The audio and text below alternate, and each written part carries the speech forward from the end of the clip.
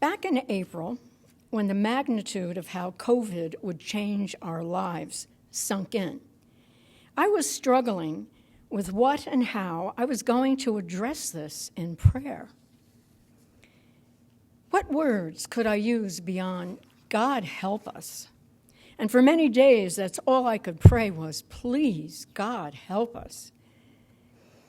But the alchemist in me said, you have to find the formula to change the negative thing, the virus and all the other social and political stuff that was emerging, into something positive and constructive. And as the days went by, I noticed how many ordinary folks were stepping up and helping out, checking out their older neighbors, giving more donations to their places of worship and to food banks. I noticed that there was a collective goodness expressing all around me. In fact, all around this country. In fact, all around the world.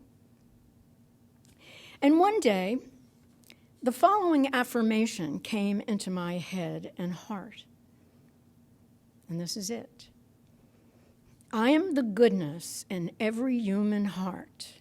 Come forth now, active in the world and sustained by grace. I am the goodness in every human heart. Come forth now, active in the world and sustained by grace. And the more my thoughts and prayers energized this affirmation or prayer, I sensed a deeper meaning to it.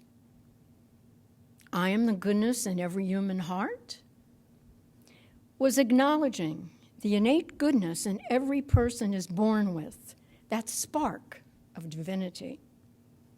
Come forth now reminded me of our Lord calling Lazarus forth from the tomb.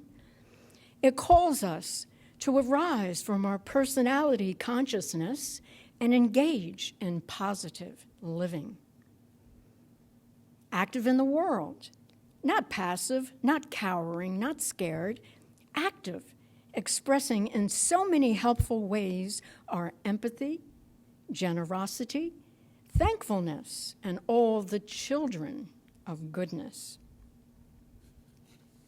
And finally, sustained by grace, surrendering the outcome to the Spirit of grace and mercy, knowing that as this affirmation is given, it will build in its momentum and efficacy, and through God's grace, goodness will blossom.